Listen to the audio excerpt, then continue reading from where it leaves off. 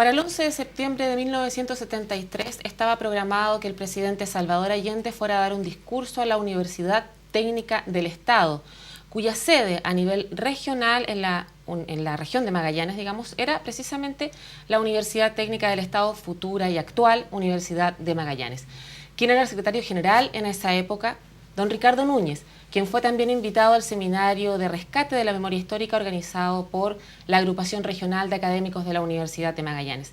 Nosotros lo tenemos aquí, en nuestro estudio, para conversar acerca de la UT y otros menesteres a propósito de los 40 años del golpe. Gracias por venir, don Ricardo. Gracias por invitarme. Don Ricardo, primero que todo le quisiera preguntar, ¿qué significó la Universidad Técnica del Estado para este país? Poco se ha estudiado y poco se ha dicho de que la Universidad Técnica del Estado significó un proyecto de educación superior. Significó más que su adscripción política, que es lo que más se conoce. Y el hecho de que haya sido bombardeada el 11 de septiembre, que su rector haya terminado aquí en Dawson, que yo haya terminado en el Estadio Nacional, más allá de aquellos hechos lamentables que estamos en estos días recordando, la Universidad Técnica desde el siglo XIX, vale decir desde la Escuela de Minas de Copiapó, desde la Escuela de Minas de La Serena, desde la Escuela de Arte y Oficio, hasta la Universidad Técnica del Estado, creada en 1952, significó un proyecto de universidad y de educación superior. Fundamentalmente en la idea de que Chile, como un país alejado, subdesarrollado, necesitaba un proyecto de industrialización que le permitiera ser menos dependiente de las grandes potencias económicas de la época. Por eso, entre 1939, cuando se desarrolla la Guerra Mundial, y se despliega en América Latina lo que se conoció el desarrollo para adentro, la universidad fue la que formó, conjuntamente con la Universidad de Chile y la Universidad Técnico Federico Santa María, la cantidad de ingenieros que Chile necesitaba para Huachipato, para las industrias del carbón, para las industrias del cobre, para las industrias del hierro, para la actividad industrial que teníamos en Concepción y en Santiago, para todo aquello desarrollo industrial que Chile, conjuntamente con Argentina y Uruguay, fueron los países de América Latina que más se industrializaron en respecto a América Central y otros países de América del Sur. En consecuencia, ¿de dónde salían esos ingenieros y esos técnicos? Básicamente de la Escuela de Arte y Oficio, como digo, y de la Universidad Técnica del Estado. Por eso es que cuando hacemos la reforma de la Universidad Técnica, en el marco del conjunto de reformas que se daban en la universidad superior, en las universidades de nuestro país y de la educación superior en general, la gran preocupación de Enrique Kirber, y del secretario general, que en ese momento era yo, y en general del cuerpo académico, era cómo mejoramos la calidad de nuestra enseñanza, cómo teníamos mejores ingenieros. Quiero decir que inmediatamente se nacionalizó el cobre, por ejemplo, y los gringos se fueron y dejaron los 4 yacimientos prácticamente sin ningún plano, sin ningún estudio geológico, sin saber exactamente cómo se desarrollaban ciertas actividades vinculadas con los 4 grandes yacimientos que fueron nacionalizados por Salvador Allende en junio de 1971. ¿Cuáles fueron los ingenieros que se tuvieron que hacer cargo? Los ingenieros que salieron de la Universidad Técnica, los ingenieros que salieron de la Universidad de Chile y de la Universidad Técnica, los geólogos que salieron de la universidad, entonces muy jóvenes además. Hoy día recién todavía están desarrollando actividades en parte importante de nuestra actividad minera. Bueno, si no hubiésemos tenido la universidad, nosotros no podríamos haber nacionalizado el cobre, porque no teníamos los ingenieros, ni metalúrgicos, ni los ingenieros de mina, ni los geólogos, en condiciones de dar cuenta de esos tremendos yacimientos. Chuqui en ese momento todavía es uno de los grandes yacimientos del mundo. El día que se empezaron a generar condiciones difíciles para la industria chilena, cuando muchas de las industrias fueron abandonadas durante el gobierno de la Unidad Popular por sus dueños o fueron tomadas por sus trabajadores, la mayor parte de esas industrias siguieron trabajando. Y trabajaron fundamentalmente porque Chile tenía una universidad como la Universidad Técnica, pero también las otras universidades, pero fundamentalmente la técnica, donde estaban en condiciones de manejar industrias tan complejas como Huachipato, tan complejas como otras universidades que están, fábricas e industrias que estaban en la 8ª región actual, vale decir Concepción. Toda esa actividad, la actividad ferroviaria, por ejemplo, que era un complejo extraordinariamente grande para un país alargado como Chile, toda la actividad ferroviaria no se detuvo en el tiempo de la Unidad Popular, ni antes, y se fue modernizando desde los años 30.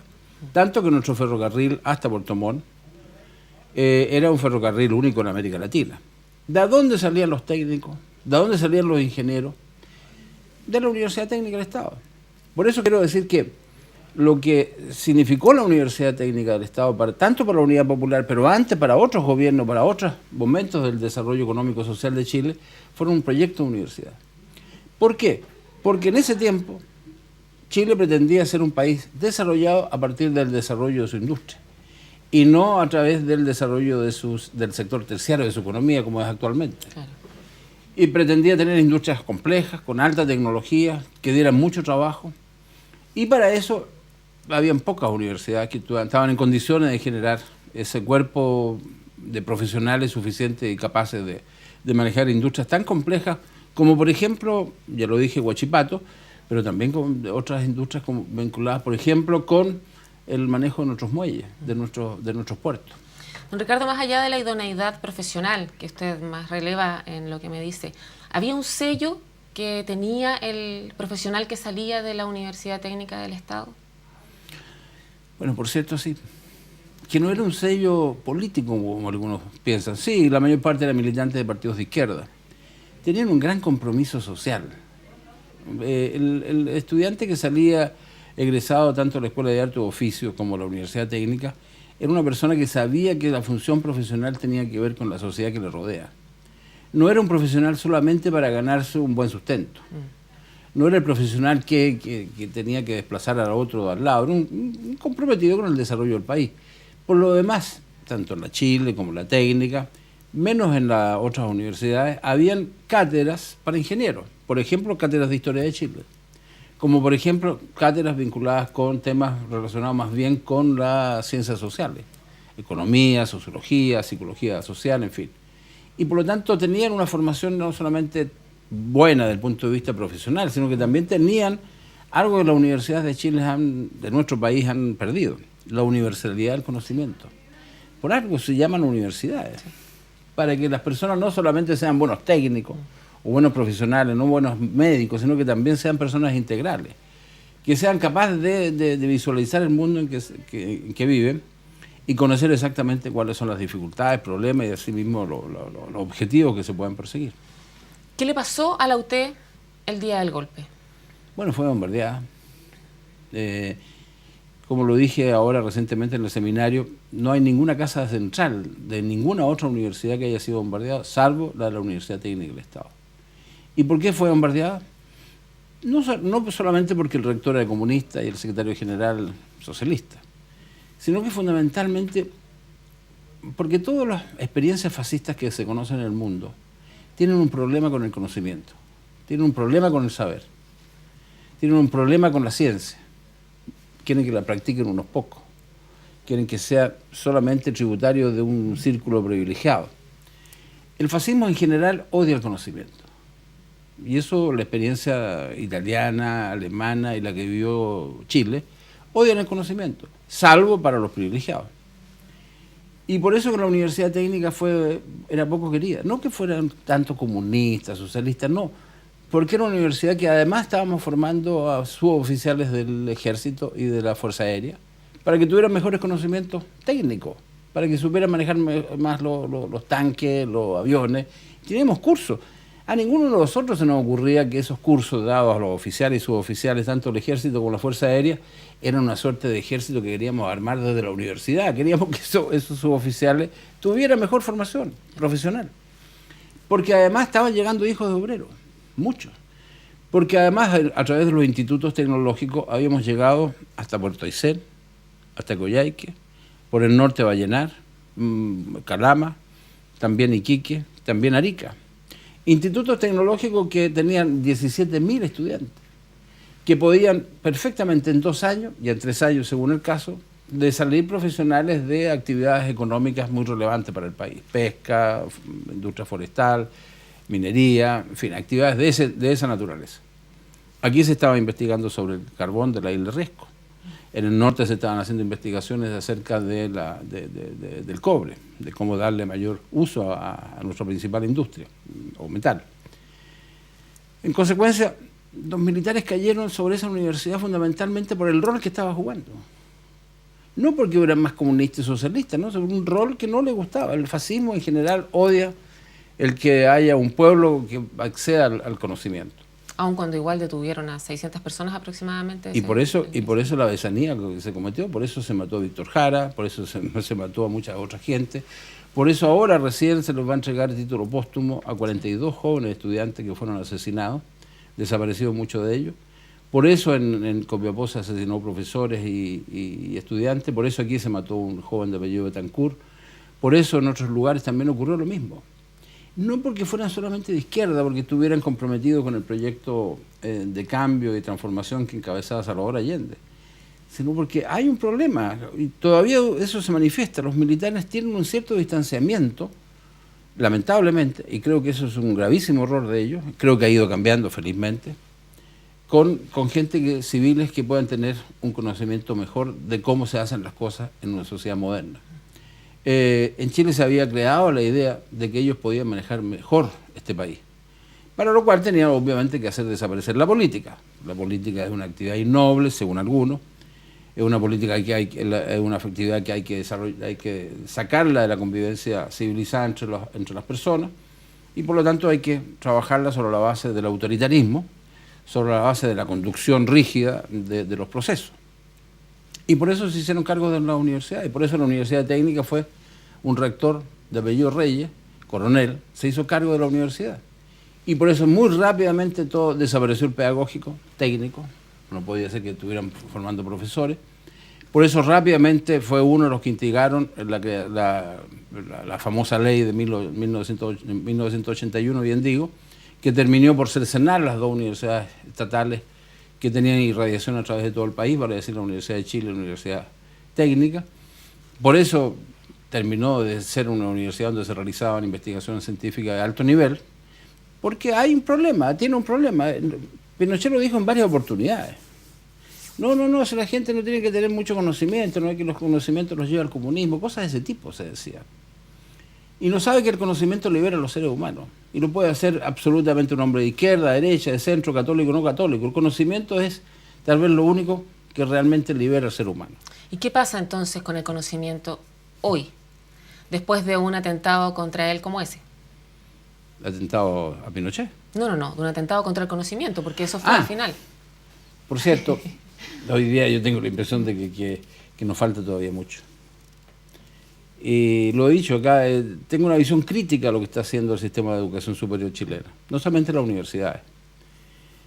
Tengo la impresión de que en una sociedad del conocimiento como la que estamos viviendo, y que vamos a vivir mucho más, el conocimiento va a ser el factor determinante del desarrollo de la humanidad, eso no me cabe la menor duda. ¿Pero sigue siendo desigual su distribución? Pero sigue siendo desigual su distribución. Es cierto que ahora de cada 10 chilenos, 7 están en la educación superior, o más bien de cada 10, 7 por primera vez van a la universidad, eso es un hecho positivo para Chile, pero la calidad, que es lo que están exigiendo los jóvenes en las calles, y el hecho de que tengan que desembolsar la cantidad de dinero cada familia para los efectos de que los estudiantes puedan llegar a tener una profesión digna, esos son factores limitantes enormemente para Chile. ¿Y que se le deben a este periodo? Y por lo tanto, lo que tenemos que hacer es lo que el Estado hizo conmigo. Yo no pagué mis 2 carreras, ni de profesor de Historia y Geografía, ni de sociólogo. Por cierto, mi madre era viuda, por lo tanto tenía ese beneficio. Pero muchos de mi generación no pagaron nunca nada y tuvieron posibilidad de acceder a muy buena formación académica, muy buena formación profesional. Nuestro sistema actual va rezagado con respecto a la revolución científico-tecnológica que está viviendo la humanidad. Absolutamente. Y por lo tanto, ya no solamente tenemos déficit en matemática, como por ejemplo se ha dicho bastante, porque se ha avanzado en este último tiempo, sobre todo en la educación media, sino que la investigación científica asociada con las necesidades de Chile no se están realizando. Lo suficiente como para conocer nuestra realidad. Ponía como ejemplo el tema de los glaciares, que aquí en Magallanes tienen una importancia. A nadie preocupa que los glaciares se estén retrayendo. Hay 5 glaciólogos en todo Chile. Y uno de los glaciólogos que me enseñó que las rocas allá en el norte son glaciares también. El norte, me refiero a Atacama. Sí. Que me enseñó una enorme, Rivera el apellido, pero él trabaja aquí en Valdivia, con el instituto que está trabajando en Valdivia. Y quiero decir que con 5 glaciólogos no vamos a conocer nunca qué pasa con los 117 glaciares que Chile tiene. ¿Pero eso se lo debemos al periodo de la dictadura? No debemos el tiempo de la dictadura, pero ya en tiempo de democracia no hemos hecho el esfuerzo suficiente todavía. Y yo espero que en el próximo periodo, es obvio a quien quiero que sea presidenta, no hagamos solamente lo que se ha prometido, reforma tributaria, una nueva constitución y una reforma educacional seria, sino que pongamos la educación superior en un acento muy importante, que es exigir no solamente que sea gratuita, con el tiempo, exigir calidad y sobre todo, fundamentalmente, hacer posible que las universidades empiecen a jugar un rol más significativo, no solamente para formar profesionales, sino para formar chilenos que estén en condiciones de asegurar el desarrollo económico y social en el sentido más amplio de este país que tiene desafíos como todos los países de América Latina. No es cierto que vamos a tener un ingreso per cápita de $20.000, se dice, bastante mal distribuido, pero no basta con tener $20.000 de ingreso per cápita, es muy importante. Ese es el inicio, tal vez. Ese es tal vez el inicio. Se trata de tener una sociedad que sea más igualitaria, no solamente desde el punto de vista de los ingresos, sino que también desde el punto de vista de las relaciones sociales. Un país que termine con las discriminaciones, es un país que termine con las desigualdades abruptas que existen en Chile, un país donde haya mayor felicidad en el sentido amplio y maravilloso de la palabra, un país en donde tengamos la posibilidad cierta de enfrentar los desafíos que se le vienen a la humanidad a pasos agigantados. El cambio climático no es un tema que no los vaya a afectar. Y en donde cada vez los requerimientos de la mujer, que como ya lo hemos visto, las mujeres en Chile se van a promedio 172.000 pesos, se van a jubilar, mientras los hombres 258. Eso es una discriminación, es una vergüenza. Y que no tengamos todavía nuestros pueblos originarios en las condiciones que están, no solamente los mapuches, sino que también los aymara en el norte, los atacameños, los yagán, en fin, todos los pueblos originarios que Chile tiene. Eso es un tema no menor, que nosotros no lo asumimos porque no creemos, no asumimos que Chile es un país heterogéneo, maravillosamente heterogéneo. Diverso. Don Ricardo, pero hay algunos consensos nacionales y sobre todo surgen más o se evidencian más en estas cifras cerradas de 40, 30 años que el mundo reflexiona, el país está reflexionando entero. Y uno de esos consensos, al parecer, es durante 20 años la Concertación administró lo que se había hecho en dictadura. En el ámbito de la educación también. No se hizo nada. Hay muchas personas, militantes de los partidos de la Concertación, o la nueva mayoría, que son dueños de estos colegios subvencionados, que funcionan con el copago, y que en el fondo están en contra de lo que se plantea por parte de la demanda estudiantil. Sin embargo, la demanda estudiantil aparece en el discurso. ¿Cuál es la autocrítica? Que no hicimos lo suficiente. Nos dejamos llevar por esta idea de que la educación privatizada estaba en condiciones de expandir la educación y transformarla por el solo hecho de estar sometida a ciertas normas del mercado en educación de calidad. Ninguna de esas dos cosas ocurrió. Segundo, no nos dimos cuenta de que la educación pública en manos de los municipios no correspondía. En manos de los municipios eso puede ocurrir en Francia, eso puede ocurrir en otros países europeos. Chile no tenía tradición de que sus municipios se hicieran cargo de la educación y de la salud. Yo creo que en el próximo periodo tenemos que empezar a devolver a un sistema de Ministerio de Educación descentralizado lo que actualmente son las escuelas municipalizadas. Eso en segundo lugar. Tercero, la formación de nuestros profesores se dejó prácticamente en manos también del mercado. La UMCE, que era el antiguo Instituto Pedagógico de la Universidad de Chile, sin presupuesto no podía mejorar la calidad de los profesores. Bueno, todos esos factores más, otros más, por cierto, creo que están suficientemente claros como para que asumamos que en el próximo periodo o ciclo histórico, que espero que se inaugure pronto, la educación sea uno de los factores centrales de preocupación de las autoridades, de los chilenos, y particularmente de las autoridades. Y terminando con la educación privatizada, con la educación privada propiamente tal, yo diría, siempre hubo en Chile educación privada. La novedad fueron las escuelas subvencionadas, los colegios subvencionados, que son con recursos, que viven con recursos del Estado y también de los propios padres y apoderados, que tienen que pagar algunas cuotas por ahí. Con lo cual, por cierto, hace que la educación básica y media sea más cara. Todo esto es un proceso de cambio. que no es fácil, sobre todo porque efectivamente, como dices tú, Paula, no hay consenso. Pero yo diría que en los últimos tiempos el gran valor de los movimientos estudiantiles ha sido exactamente de que se ha ido generando un consenso entre los sectores políticos, que independientemente de que haya muchos pocos militantes de los partidos de la concertación que tengan colegios privados, eso importa, tiene importancia para ellos, pero no para el país. Es muy importante, por lo tanto, que ellos sepan que tendrán que colaborar para que paulatinamente todos esos colegios vayan engrosando nuevamente un sistema de educación pública de calidad, gratuita. ¿Eso se logrará en 4 años? No se logra en 4 años. Y es muy importante de que no haya una suerte de creencia errónea de que cambios de esa naturaleza se puedan hacer de la noche a la mañana. Ya tratamos de hacer cambios muy drásticos, muy de fondo, en menos de 1000 días, y por cierto Chile generó las condiciones para lo que conocemos el 11 de septiembre. Pero tampoco fue algo que se trató de hacer en 1000 días, era algo que se venía desarrollando en los principios de los 50, por lo menos, el desarrollo de los movimientos sociales.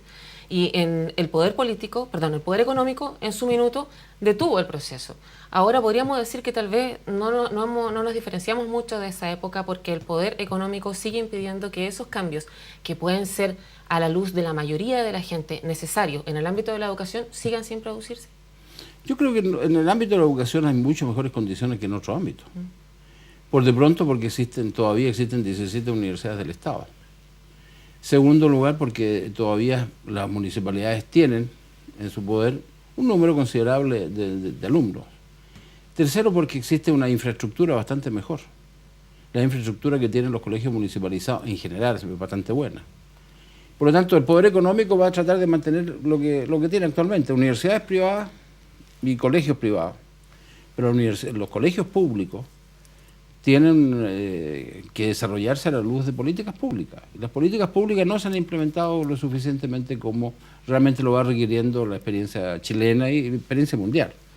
Por lo tanto, yo tengo la certeza, o la seguridad, o la esperanza, que en el próximo periodo realmente iniciemos un proceso de mejoramiento de la educación pública.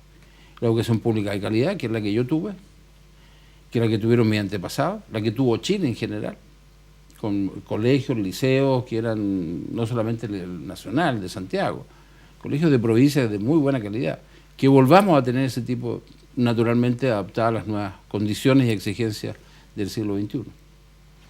Muchas gracias por esta conversación, don Ricardo. Gracias a ti. Que esté muy bien. Gracias.